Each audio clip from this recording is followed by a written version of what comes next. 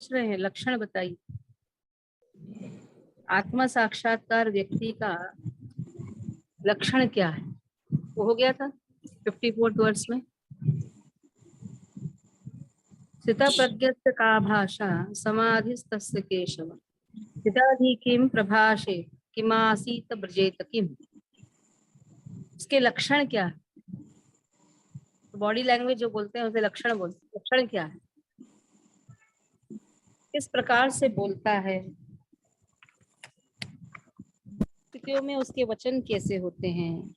अभी कौन सा श्लोक है? मैं जस्ट जनरल डिस्क्रिप्शन दे रही हूँ। और फिर वो बैठता कैसा है, चलता कैसा है, इस प्रकार से पूछ रहे।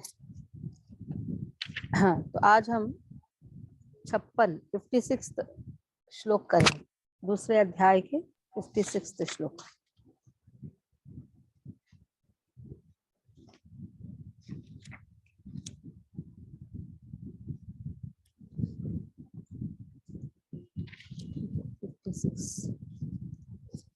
तो किस प्रकार से उसके लक्षण क्या है या उसका बॉडी लैंग्वेज क्या है, हाव भाव क्या है, इसका चर्चा क्या हुआ कि वो संतुष्ट है, आत्मा के स्तर पे संतुष्ट है और उसके मन के स्तर पे भी वो संतुष्ट है। आत्मा संतुष्ट इसलिए है क्योंकि मन सदैव भगवान में केंद्रित है। मन के स्तर पे उसकी संतुष्टि इसलिए है क्योंकि आत्मा उसके वास्तविक स्वरूप में है। आत्मा का जो स्वरूप है नित्य कृष्णदास है। वो अपने अस्तित्व को या अपने पहचान को भूलता नहीं। इसे दोनों स्तर पे वो संतुष्टि पाता। आत्मन्येवात्मनः तुष्टः स्थितः प्रज्ञस्तदोच्यते। अब वो कैसे बोलता है, कोई भी परिस्थिति हो, सुख या दुख हो, उस समय वो कैसे बोलता है? दुःखेष्वनुद्विग्नमनः सुखेषु विगतस्पृहः वीतराग भय क्रोधा स्थितधीर्मुनिरुच्यते।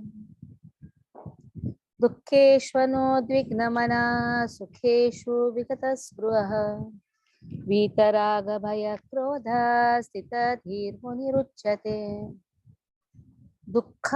दुःखेष्वनुद्विग्नमनः, अनुद्विग्नमनः विचलित नहीं होता है, दुख के परिस्थिति में भी विचलित नहीं होता है, और सुखेषु विगतस्पृहः, सुख के दिनों में भी वो ज्यादा उत्साहित नहीं होता। तो इस प्रकार से दोनों समय में वो अपने इंद्रियों को, मन को संयमित रखता है। जो ज्यादा आसक्त, वीत राग भय क्रोध। तो इसमें एक उदाहरण देते हैं। कुत्ता है, ये जो कुत्ता है उसका जो मालिक है उसे बिस्किट दिखा रहा है। तो कुत्ता बिस्किट देखकर उनके पास आता है। राग यानी अटैचमेंट। उसको वो जो बिस्किट से आसक्ति है, तो बिस्किट के पास आता है। जैसे ही उसके मालिक ने बिस्किट को ऊपर किया तो छलांग मारने का प्रयास करता है। छलांग मारकर बिस्किट लेने का प्रयास करता है। तो वो मालिक ने क्या किया, छड़ी लेकर उसको एक बार मारता है, तो करके पीछे चले जाता है। फिर और ऊपर करता है बिस्किट को। अब इतनी आसक्ति है, मार खाने के बाद भी उसी बिस्किट को झपकने के लिए प्रयास करता है, झपक कर लेने के लिए प्रयास करता है।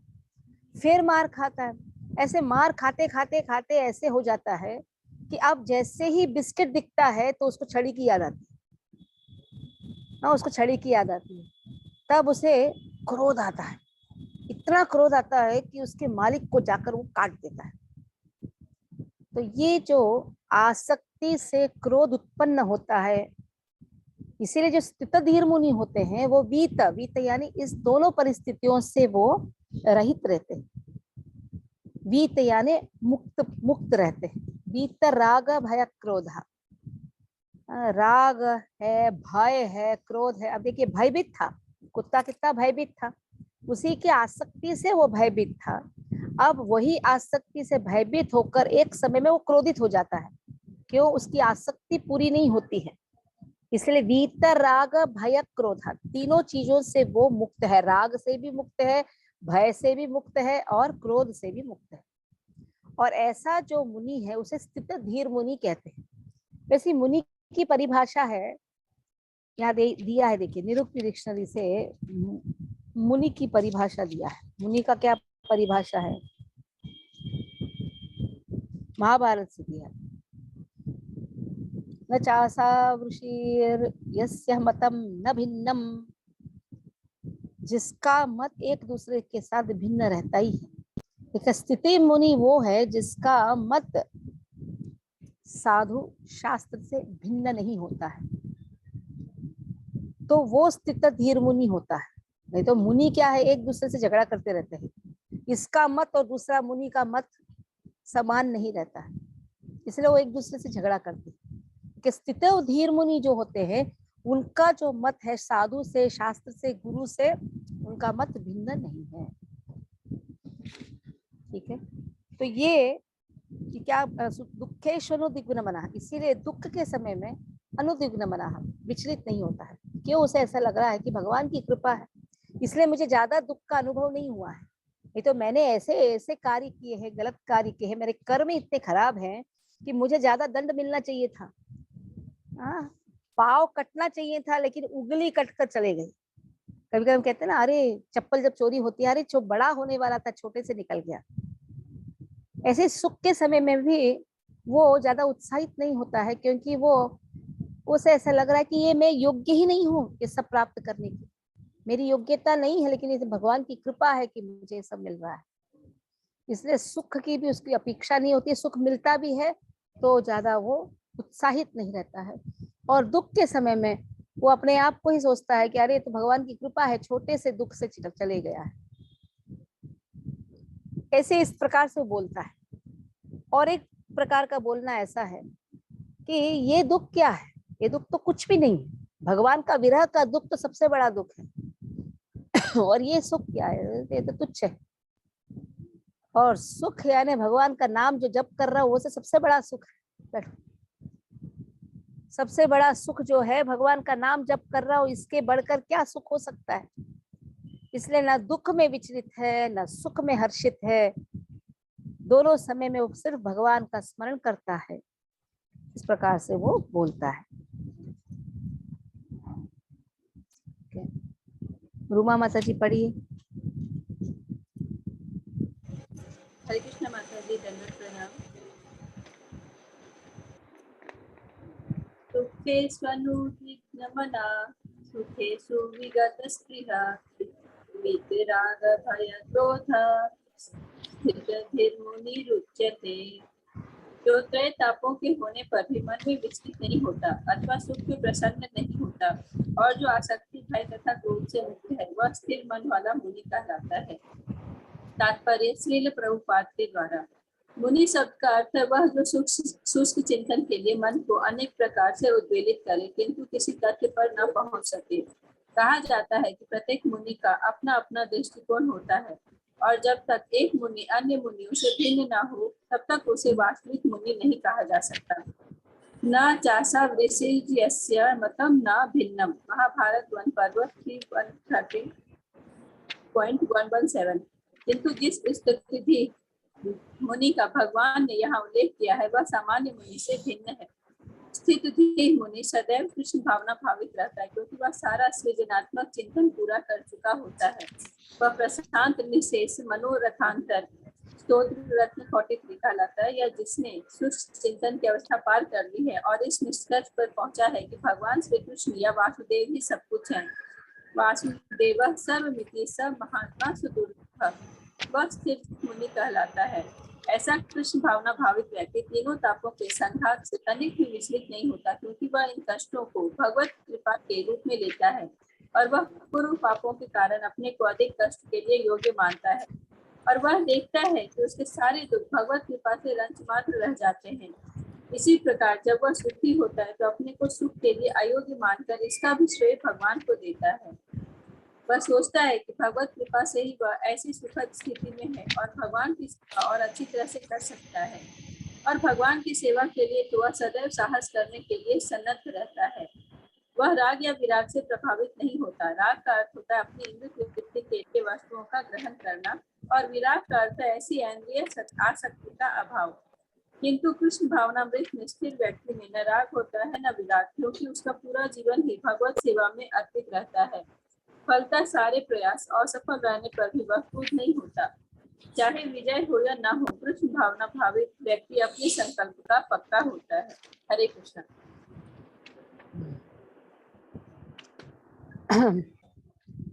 इस प्रकार से वो अपने आप को तुच्छ मानता है और अयोग्य मानता है।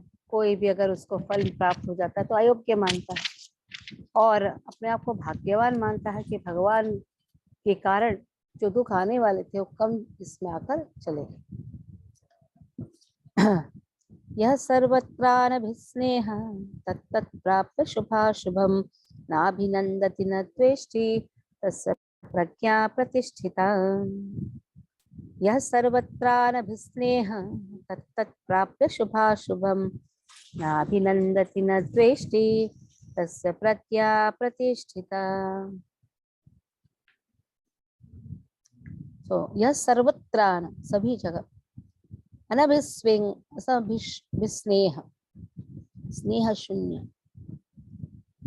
तो वही चीज को कहा है, कोई भी शुभ की प्राप्ति से हर्षित नहीं होता है।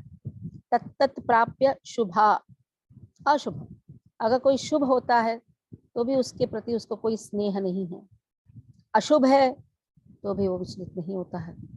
न अशुभ के प्राप्त होने पर उसे घृणा होती है, अभिनंदती, न वो प्रशंसा करता है न द्वेष करता है, इसीलिए वो पूर्ण ज्ञान में स्थित है।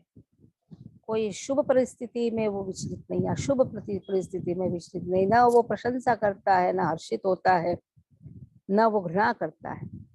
ऐसा जो व्यक्ति है उसकी जो प्रज्ञा यानी उसकी जो बुद्धि वो स्थित है, प्रतिष्ठिता। ठीक है, अंचल माता जी पढ़िए।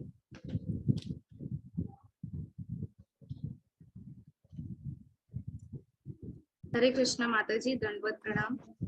यह सर्वत्रानभिस्नेह तत्तत् प्राप्य शुभाशुभम नाभिनन्दन्ति न द्वेष्टि तस्य प्रज्ञा प्रतिष्ठिता। इस भौतिक जगत में जो व्यक्ति न तो शुभ की प्राप्ति से हर्षित होता है और न अशुभ के प्राप्त होने पर उससे घृणा करता है, वह पूर्ण ज्ञान में स्थिर होता है। तात्पर्य श्रीला प्रभुपाद के द्वारा। श्रीला प्रभुपाद की जय। भौतिक जगत में सदा ही कुछ न कुछ उथल पुथल होती रहती है। उसका परिणाम अच्छा हो या बुरा, जो उसे उथल पुथल से विचलित नहीं होता, जो अच्छे शुभ या बुरे अशुभ से अप्रभावित रहता है, वो उसे कृष्ण भावनामृत में स्थिर समझना चाहिए। जब तक मनुष्य इस भौतिक संसार में है तब तक अच्छाई या बुराई की संभावना रहती है, क्योंकि यह संसार द्वैत है, द्वंद्वों से पूर्ण है। जो कृष्ण भावनामृत में स्थिर है वह अच्छाई या बुराई से अछूता रहता है, क्योंकि उसका सरोकार कृष्ण से रहता है जो सर्वमंगलमय है। ऐसे कृष्ण भावनामृत से मनुष्य पूर्ण ज्ञान की स्थिति प्राप्त कर लेता है, जिसे समाधि कहते हैं। हरे कृष्ण।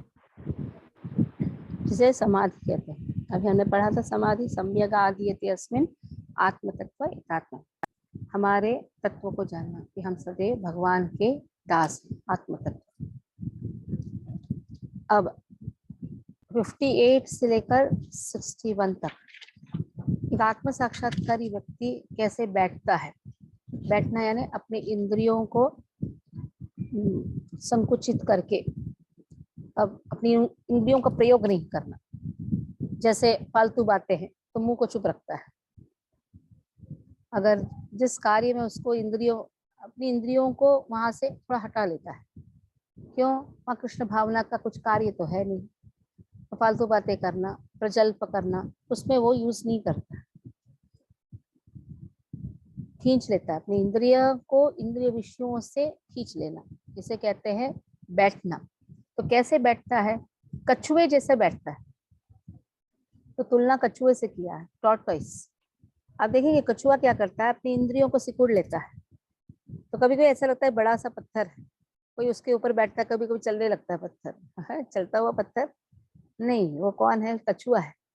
जहाँ नहीं चाहिए वहां अपने इंद्रियों को या अंगों को संकुचित कर लेता है। जहाँ उपयोग करना है उपयोग करता है, नहीं तो भीतर खींच लेता है। उसी तरह से जो इंद्रिय, हाँ, इंद्रियों को इंद्रिय विषयों से दूर करके खींच लेता है, तो उसे स्थित प्रज्ञा कहते हैं। यदा संहरते चायं कूर्मोऽङ्गानीव सर्वशः इन्द्रियाणीन्द्रियार्थेभ्यः तस्य प्रज्ञा प्रतिष्ठिता। यदा संहरते चायं कूर्मोऽङ्गानीव सर्वशः इन्द्रियाणीन्द्रियार्थेभ्यः तस्य प्रज्ञा प्रतिष्ठिता।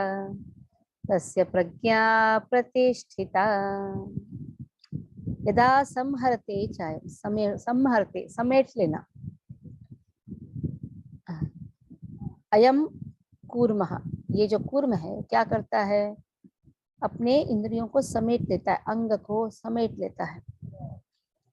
सर्वशः इंद्रियाणि इंद्रियार्थेभ्यः, सभी इंद्रिय ऐसे ही, ये जो प्रतिष्ठिता प्रज्ञा प्रतिष्ठिता जो है, या आत्म साक्षात्कारी व्यक्ति जो है, अपनी इंद्रियों को इंद्रिय विषयों से अलग कर लेता है, दूर कर देता है या खींच लेता है। वह पूर्ण चेतना में दृढ़ता पूर्वक स्थिर रहता है। ठीक है, विजय प्रभु पढ़िए। हरे कृष्ण माता जी। ओम यदा संहरते चायं कूर्मोऽङ्गानीव सर्वशः इन्द्रियाणीन्द्रियार्थेभ्यस्तस्य प्रज्ञा प्रतिष्ठिता। जिस प्रकार कछुआ अपने अंगों को संकुचित करके खोल के भीतर कर लेता है, उसी तरह जो मनुष्य अपनी इंद्रियों को इंद्रिय विषयों से खींच लेता है, वह पूर्ण चेतना में दृढ़ता पूर्वक स्थिर होता है। तात्पर्य श्रील प्रभुपादा जी द्वारा श्रील प्रभुपादा जी नमो नमः। किसी योगी, भक्त या आत्मसिद्ध व्यक्ति की कसौटी यह है कि वह अपनी योजना के अनुसार इंद्रियों को वश में कर सके, किंतु अधिकांश व्यक्ति अपने इंद्रियों के दास बने रहते हैं और इंद्रियों के ही कहने पर चलते हैं। यह है उत्तर इस प्रश्न का कि योगी किस प्रकार स्थित होता है।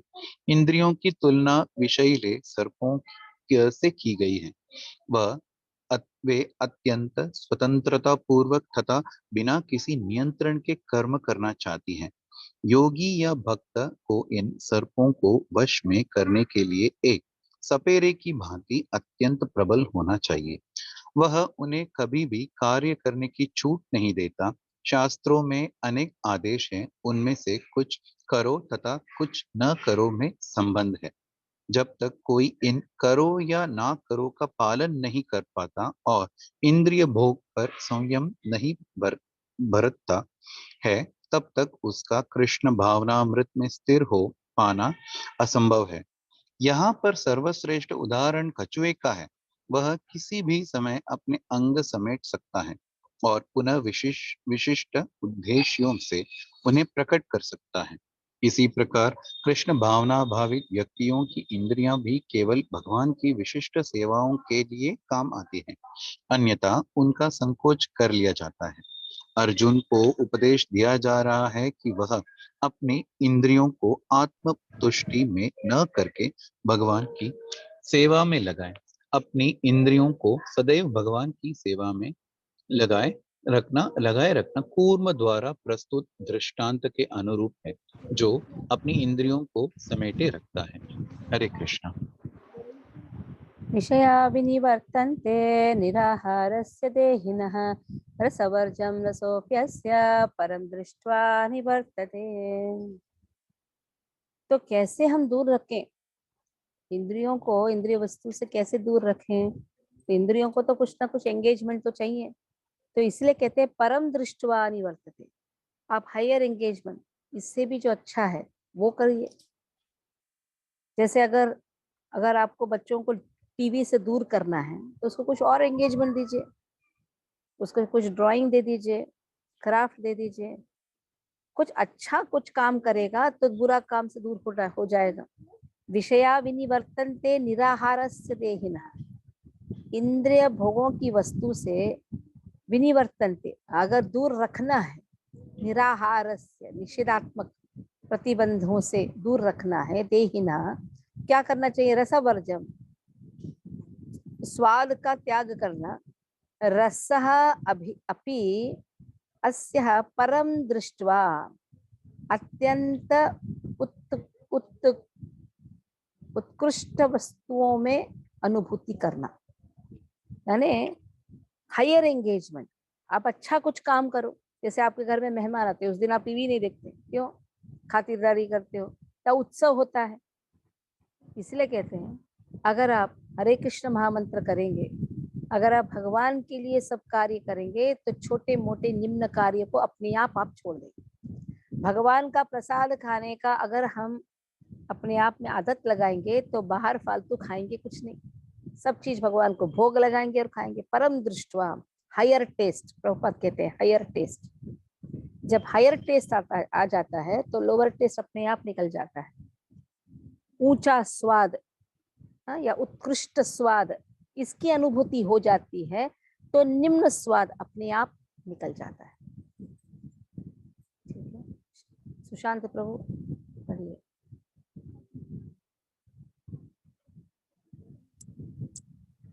हरे कृष्ण।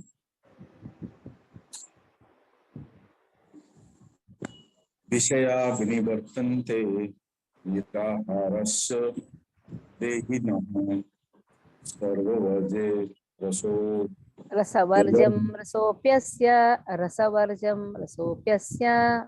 रसवर्जं रसोवश्य परम दृष्टा निवर्तते। देहधारी जीव इंद्रिय भोग से लभे है, निवृत्त है हो जाता, पर उसमें इंद्रिय भोगों की इच्छा बनी रहती है। लेकिन उत्तम रस के अनुभव होने से ऐसे कार्यों के बद्ध करने पर वह भक्ति में स्थिर हो जाते हैं। तात्पर्य शिला प्रभुपाद की जय। जब तक कोई आध्यात्म के प्राप्त न हो, तब तक इंद्रिय भोगों से विरत होना असंभव है। पृथ्वी विद्वानों द्वारा इंद्रिय भोगों के संयमित करने की विधि वैसे ही हो जाते हैं। इसी रोगी के किसी भोज्य पदार्थ से खाने पर प्रतिबंध लगाना, किंतु इससे रोगी की न तो भोजन के प्रति रुचि समाप्त होती है और न वह ऐसा प्रतिबंध लगाया जाना चाहता है। इसी प्रकार अल्पज्ञानी व्यक्तियों के लिए इंद्रिय स्वयं के लिए अष्टांग योग जैसे विधि की संस्तुति की जाती है, जिसमें यम, नियम, आसन, प्राणायाम, प्रत्याहार, धारणा, ध्यान आदि सम्मिलित है। किंतु जिसने कृष्ण भावनामृत के पथ पर प्रगति के क्रम में परमेश्वर कृष्ण के सौंदर्य का रसास्वादन कर लिया है, उसे जड़ भौतिक वस्तुओं में कोई रुचि नहीं रह जाती। अतः आध्यात्मिक जीवन में ये सारे प्रतिबंध अल्पज्ञानी नवदीक्षितों के लिए है। ऐसे प्रतिबंध तभी तक ठीक है जब तक कृष्ण भावनामृत में रुचि जागृत नहीं हो जाती, और जब वास्तव में रुचि जग जाती है तो मनुष्य में स्वतः ऐसी वस्तुओं के प्रति रुचि उत्पन्न हो जाती है। ऐसी यततो ह्यपि कौन्तेय पुरुषस्य विपश्चितः इन्द्रियाणि प्रमाथीनि हरन्ति प्रसभं मनः। यततो ह्यपि कौन्तेय पुरुषस्य विपश्चितः इन्द्रियाणि प्रमाथीनि हरन्ति प्रसभं मनः। यततो ह्यपि कौन्तेय, प्रयास करते हैं, हाँ, अपि इतना प्रयास करने के बावजूद, हे कौन्तेय पुरुषस्य विपश्चितः, जो विवेक से युक्त है, विवेक यानी जानता है ये नहीं करना चाहिए, डिस्क्रिमिनेट, मैन ऑफ डिस्क्रिमिनेशन बोल सकते हैं। विपश्चितः विवेक, ये अच्छा है ये बुरा है, जानता भी है फिर भी। इंद्रियाणि प्रमाथीनि, इंद्रियां जो है इतने उत्तेजित होते हैं, हरंती प्रसभम मनः, इतने उत्तेजित होते हैं कि मन को अपने वश में कर लेते हैं। इंद्रियां इतने प्रबल होते हैं, हरंती प्रसभम मनः, मन को विचलित करके कहीं और फेंक देते हैं। कहाँ फेंक देते हैं? अच्छा, यानी विवेक क्या होता है, ये अच्छा है ये बुरा है, तो विवेकता से विवेक काम ही नहीं कर रहा है। अभी सिगरेट के बॉक्स में लिखा रहता है इंजूरियस टू हेल्थ, लेकिन फिर भी देखो, उसे मालूम है इंजूरियस टू हेल्थ है, दिया भी है, उसकी बुद्धि कहाँ गई? मन में तो बहुत सारी इच्छाएं उत्पन्न होती, लेकिन जब बुद्धि होती है, ये अपनी विवेकता से कहती है कि ये करना चाहिए कि नहीं करना चाहिए, झूठ बोलना चाहिए कि सच बोलना चाहिए, सिगरेट पीना चाहिए कि नहीं पीना चाहिए, बोलता है नहीं पीना चाहिए। नैनो मंजरी बोलती नहीं पीना चाहिए, तो लेकिन फिर भी जो बुद्धि, जिसकी बुद्धि काम नहीं कर रही हो, क्या करेगा? जानबूझकर वही गलत काम करता है। ठीक है, गीता पढ़िए।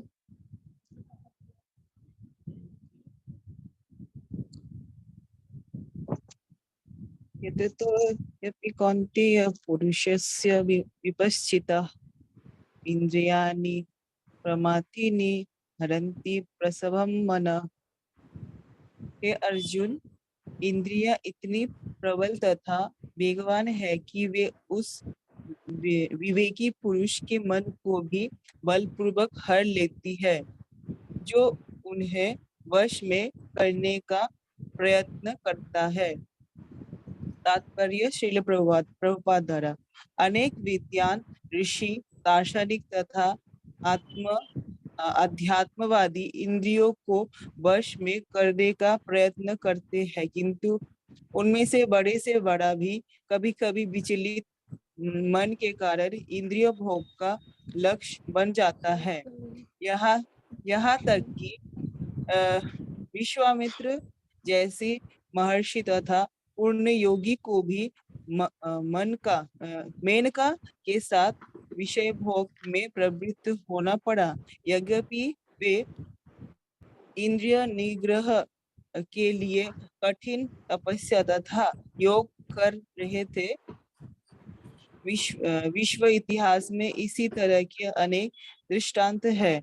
अतः पूर्णतया कृष्ण भावना भावित हुए बिना मन तथा इंद्रिय को वश में कर सकना अत्यंत कठिन है। मन को कृष्ण में लगाए बिना मनुष्य ऐसे भौतिक कार्य को बंद नहीं कर सकता।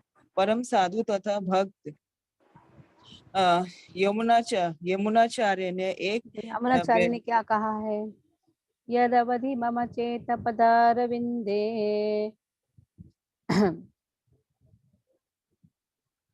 नवनवरसधाम्योद्य तुमरन्तुमासे तद अवधिबत नारी संगमे स्मर्यमाने भवति मुख विकार सुष्टु निष्ठीवनम च। कह रहे यद अवधि मम चेत पदारविंद है, मेरा मन अब भगवान में है, इसीलिए नवनव रसधाम युद्ध तुम आसे, जब भी मैं भगवान की लीला सुनता हूँ, नया नया रस को अनुभव करता हूँ। तद अवधि वतन नारी संग में स्मर्यमाने, तब उस समय कहीं नारी संग का स्मरण आ जाता है। ऐसा लगता है कि मुंह थूपूं इस विचार को ही मैं मुख भवती मुख विकार है सुष्टु निष्टिवनम च, तो थू थू करके थूप तू ऐसे विचार को।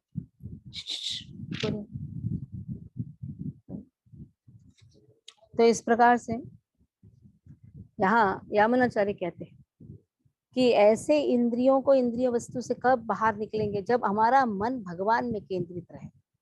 तब हमें निम्न कार्य को देखकर भी या उसका विचार भी आ जाता है तो थूकने का मन आता है। हाँ पढ़िए आगे।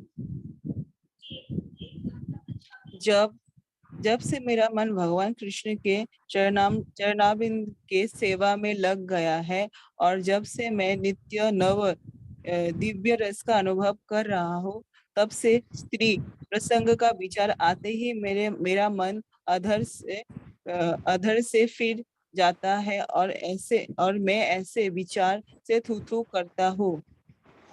कृष्ण भावना इतनी दिव्य सुंदर वस्तु है कि इसके प्रभाव से भौतिक भोग स्वतः निरस हो जाता है। यह वैसा ही है जैसा कोई भूखा मनुष्य प्रचुर मात्रा में पुष्टिदायक भोजन करके अपनी भूख मिटा ले। महाराज अम्बरीश भी परम योगी दुर्वासा मुनि पर इसीलिए विजय पा सका क्योंकि उनका मन निरंतर कृष्ण भावना में लगा रहता था। सवई मन कृष्ण पदारविंदयो वाचांसि वैकुंठ गुणानुवर्णने, अभी आने वाला है ये सब अगले तात्पर्य में। तो अब लास्ट वर्स जो कैसे बैठना चाहिए उसके ऊपर है। तानि सर्वाणि संयम्य युक्त आसीत मत्परः वशे हि यस्येन्द्रियाणि तस्य प्रज्ञा प्रतिष्ठिता। तानि सर्वाणि संयम्य युक्त आसीत मत्परः वशे हि यस्येन्द्रियाणि तस्य प्रज्ञा प्रतिष्ठिता। तानि सर्वाणि संयम्य, पूरी तरह से संयम बनाते हुए, युक्त आसीत मत्परः, भगवान के कार्यों में युक्त रहता है। युक्त आसीत इस प्रकार से बैठता है, आसन आसीत। मत्परः कैसा बैठा है, मत्परः मुझ में पूरी तरह से ध्यान, मेरे लिए सब कार्य करना।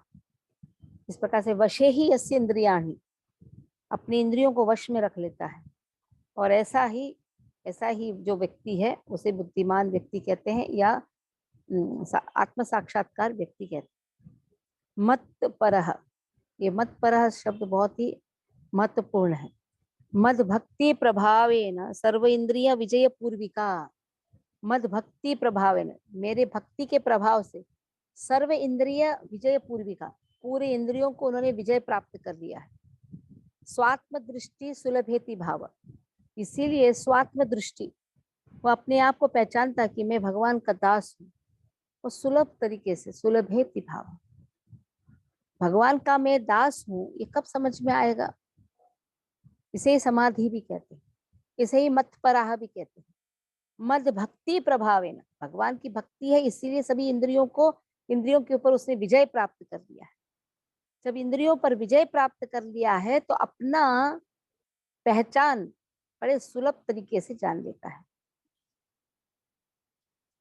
तो इसीलिए मत्परः कहते हैं। तो यहाँ अम्बरीश महाराज कहते हैं, सवई मनः कृष्ण पदारविंदयो वाचांसि वैकुंठ गुणानुवर्णने। तात्पर्य में देखिए, सवई मनः कृष्ण पदारविंदयो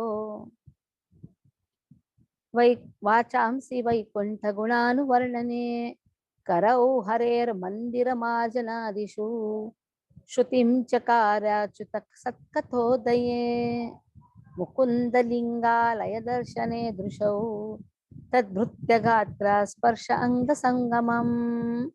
घ्राणं च तत्पाद सरोज सौरभे श्रीमत्तुलस्या रसनां तदर्पिते पादौ हरे क्षेत्रपदानुसर्पणे शिरो ऋषिकेशपदाभिवन्दने कामं च दास्य न स कामकाम्यया यथोत्तमश्लोकजनाश्रय प्रति।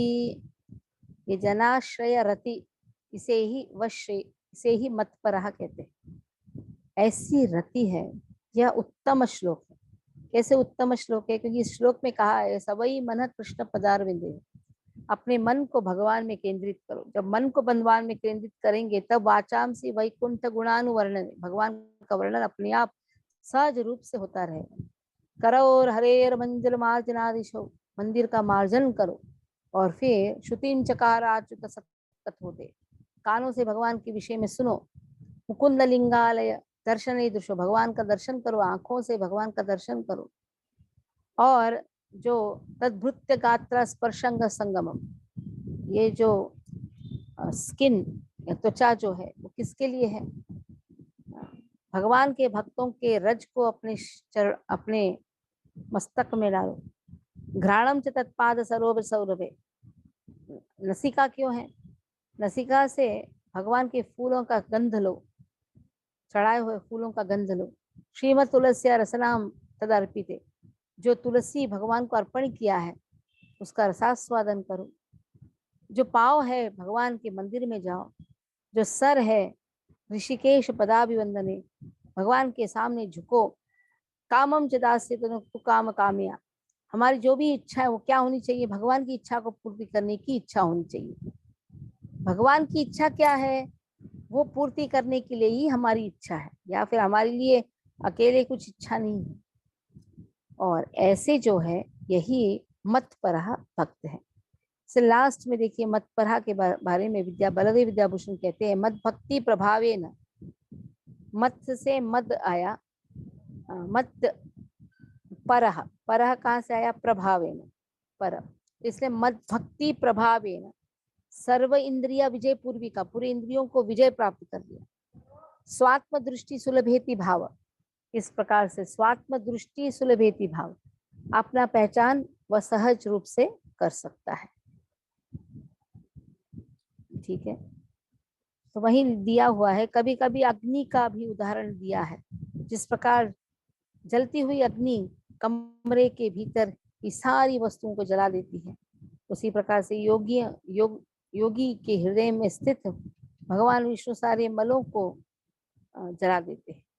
योग सूत्र भी विष्णु का ध्यान आवश्यक बताता है, शून्य का नहीं। तथा कथित योगी जो विष्णु पद को छोड़कर अन्य किसी वस्तु को ध्यान करते हैं तो केवल मृगचरी, क्या लिखा है, मृगमरीचिकाओं की खोज में वृथा ही अपना समय कबाते हैं। जैसे कस्तूरी मृग है, ये कस्तूरी मृग क्या करता है? वो अपनी खुशबू का खोज कर रहा है, कहाँ से खुशबू आ रही, कहाँ से, जैसे हवा बहता है उसके अंदर ही कस्तूरी है, लेकिन वो कस्तूरी ढूंढने के लिए हवा भटकता है। हमें कृष्ण भावना भावित होना चाहिए, भगवान के प्रति अनुरक्त होना चाहिए। असली योग का यही उद्देश्य है। तो सिर्फ अभी श्लोक पढ़िए, तो राकेश प्रभु श्लोक पढ़िए और पहला पैराग्राफ खाली पढ़ लीजिए।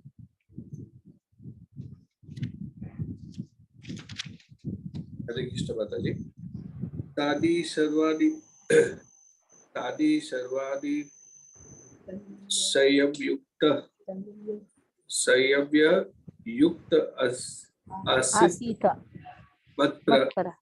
आसीत मत्परः वशे हि यस्येन्द्रियाणि तस्य प्रज्ञा प्रतिष्ठिता।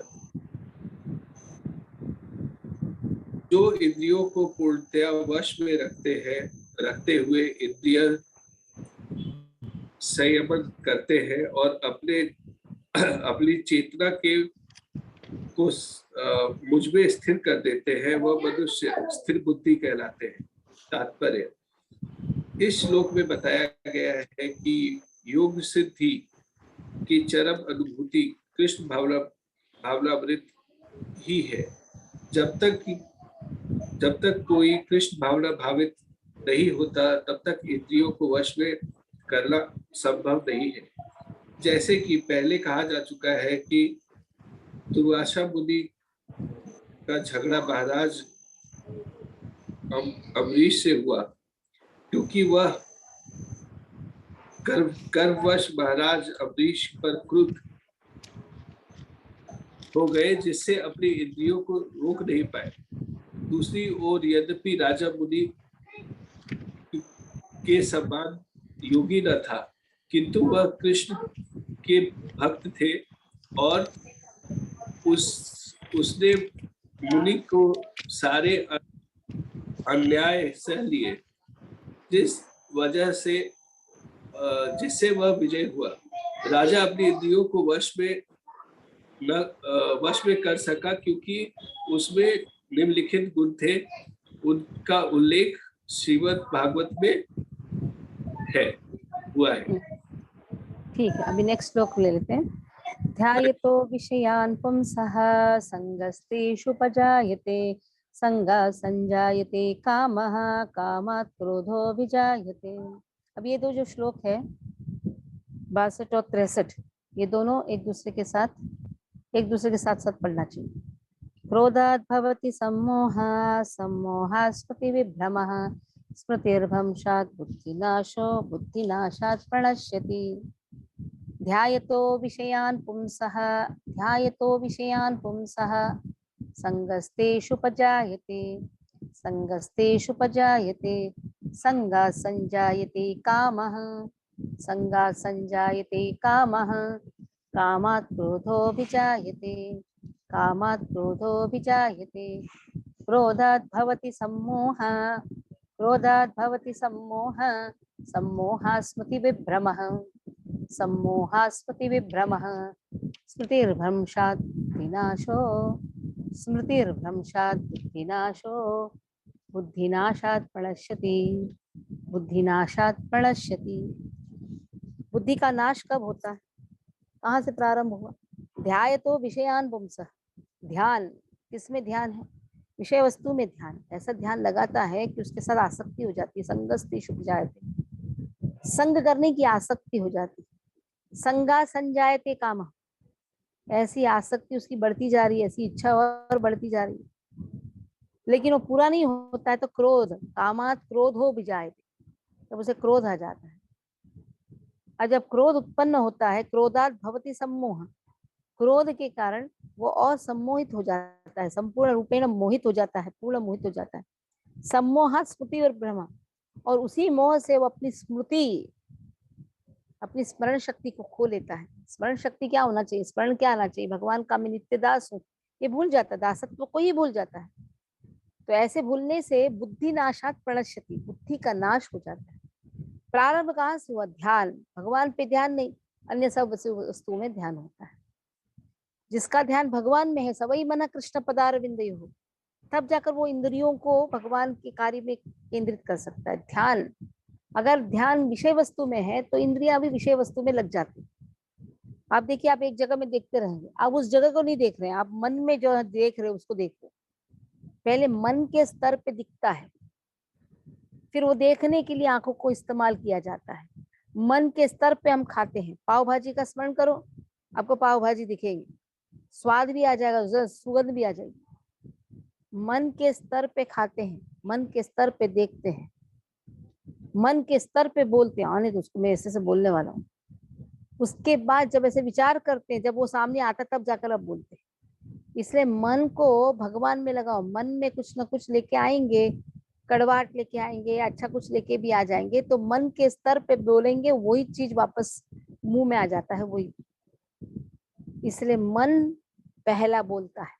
इसलिए मन के बोलने को कम करिए। वो कैसे हो सकता है? जब मन भगवान में लगता है। ध्यायतो विषयान् पुंसः, लड़की पर ध्यान है, उसके साथ संभोग करने की इच्छा होती है, हुआ नहीं होता है, क्रोध आता है। क्रोध आता है तो फिर क्या होता है, अपना अस्तित्व ही भूल जाता है। अरे मैं तो कॉलेज स्टूडेंट हूँ, मुझे पढ़ना चाहिए। स्मृति भ्रंशात बुद्धि नाश हो, इस प्रकार बुद्धि का नाश हो जाता है। ठीक, प्रिया पढ़िए एक श्लोक, आप पढ़िए, फिर सरिता आप दूसरा श्लोक पढ़िए।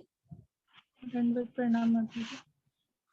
ध्यायतो विषयान पुंस संगते संगस्ते, संगस्ते, संगस्ते सुपाज्यते संगा संजायते कामात् क्रोधो विजायते।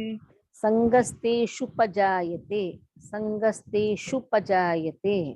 संगस्ते शुभ जायते। ठीक है, नेक्स्ट श्लोक पढ़िए।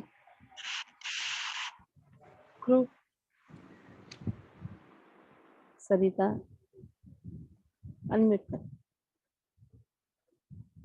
क्रोधादम्बति सम्मोह स्मृतिविक्रमः स्मृतिर्भ्रंशात् बुद्धिनाशो बुद्धिनाशात् प्रणश्यन्ति प्रणश्यति, प्रणश्यति। प्रणश्यति। ओके, रत्नबाहु प्रभु पढ़िए तात्पर्य पहले का। हरे कृष्ण माता जी, दंडवत। तो प्रियंका दूसरा। इंद्रियों के विषयों का चिंतन करते हुए मनुष्य की उनमें आसक्ति उत्पन्न हो जाती है और ऐसी आसक्ति से काम उत्पन्न होता है और फिर काम से क्रोध प्रकट होता है। तात्पर्य श्रील प्रभुपाद की जय। जो मनुष्य कृष्ण भावनामृत नहीं है उसमें इंद्रिय विषयों के चिंतन से भौतिक इच्छाएं उत्पन्न होती हैं। इंद्रियों को किसी न किसी कार्य में लगे रहना चाहिए और यदि वे भगवान की दिव्य प्रेम में नहीं लगी रहेंगी तो भौतिकवाद में लगना चाहेंगी। इस भौतिक जगत में हर एक प्राणी इंद्रिय विषयों के अधीन है, जहां तक कि ब्रह्मा तथा शिवजी भी। तो स्वर्ग के अन्य देवताओं के विषय में क्या कहा जा सकता है। इस संसार के जंजाल से निकलने का एकमात्र उपाय है कृष्णा भावनामृत होना। शिव ज्ञान मगन थे, किंतु जब पार्वती ने विषय भोग के लिए उन्हें उत्तेजित किया तो वे सहमत हो गए, जिससे फलस्वरूप कार्तिकेय का जन्म हुआ। इसी प्रकार तरुण भगवत भक्त हरिदास ठाकुर को माया देवी के अवतार ने मोहित करने का प्रयास किया, किंतु विशुद्ध कृष्ण भक्ति के कारण वे इस कसौटी पर खरे उतरे। जैसा कि जमुनाचार्य के उपयुक्त श्लोक में बताया जा चुका है, भगवान का एकनिष्ठ भक्त भगवान की संगति को आध्यात्मिक सुख का आस्वादन करने के कारण समस्त भौतिक इंद्रिय सुख का त्याग देता है। अतः जो कृष्ण भावनामृत नहीं है वे कृत्रिम दमन के द्वारा अपनी इंद्रियों को वश में करने में कितना भी शक्तिशाली क्यों न हो, अंत में वे अवश्य असफल होगा, क्योंकि विषय सुख का रंच मात्र विचार भी उसे इंद्रिय तृप्ति के लिए उत्तेजित कर देगा। श्रील प्रभुपाद की जय। नेक्स्ट पर्पट प्रियंका। हरे कृष्णा माता जी, दंडवत प्रणाम। रूप गोस्वामी का भक्ति रसामृत सिंधु से है। प्रापंचिकतया बुद्धिया हरि संबंधी वस्तुनः मुमुक्षु परित्यागो फल्गु वैराग्य कथ्यते। जो फालतू वैरागी कौन होते हैं, सबको प्रपंच समझते हैं। हरि संबंधी वस्तुनः, हरि संबंधी जो वस्तु है उसको भी प्रपंच समझ लें, तो इसीलिए उन्हें कैसे कहते हैं, मुमुक्षु भी। ये अपने आप को बड़े ज्ञानी समझते हैं। तो ऐसे लोग सोचते हैं अरे ये तो मोबाइल यूज नहीं करना चाहिए, चलो रखो। कार में ट्रैवल नहीं करना चाहिए, चलते जाना चाहिए। अरे अगर सत्संग प्रोग्राम में जल्दी जा सकते तो जाओ ना। तो कार प्रॉब्लम नहीं है, हम किसके लिए यूज कर रहे हैं वो प्रॉब्लम। वैश्या के कोठी में भी जा सकते हैं या फिर मंदिर में भी जा सकते हैं। एक नारी माया नहीं है, आप किसे कैसी दृष्टि से देख रहे हो उसके ऊपर निर्भर। कोई चीज माया नहीं, पैसा माया नहीं है, हम किस पर यूज कर रहे हैं वो माया है। हर चीज को प्रपंच नहीं समझना। तो बार ऐसे होता है, चेंबूर में एक टाइम्स ऑफ इंडिया का एक ये था, बंगलो था, तो वहाँ उन्होंने मुझे दिया था, आप यूज कर सकते हैं प्रीचिंग एक्टिविटीज के लिए। तो मैं गई थी, तो वहाँ कोई जैन माता जी लोग जो सन्यासी रहते ना उन लोग थे। तो आप यहाँ क्यों आए हैं? अरे यहाँ सत्संग है। तो मैंने ऐसे फॉर्मेलिटी, आप आइए, हम प्रपंच वालों से सुनते नहीं है। बोले वो क्या है? और आपने कलरफुल पहना ना, तुम्हारे कलर से प्रपंच होता है। बोला, हाँ ठीक, कुछ आर्ग्यू नहीं किया। तब देख के 6वें अध्याय का ये 2 श्लोक उसमें डाला हुआ है। युक्त वैरागी कौन है? फल्गु वैरागी।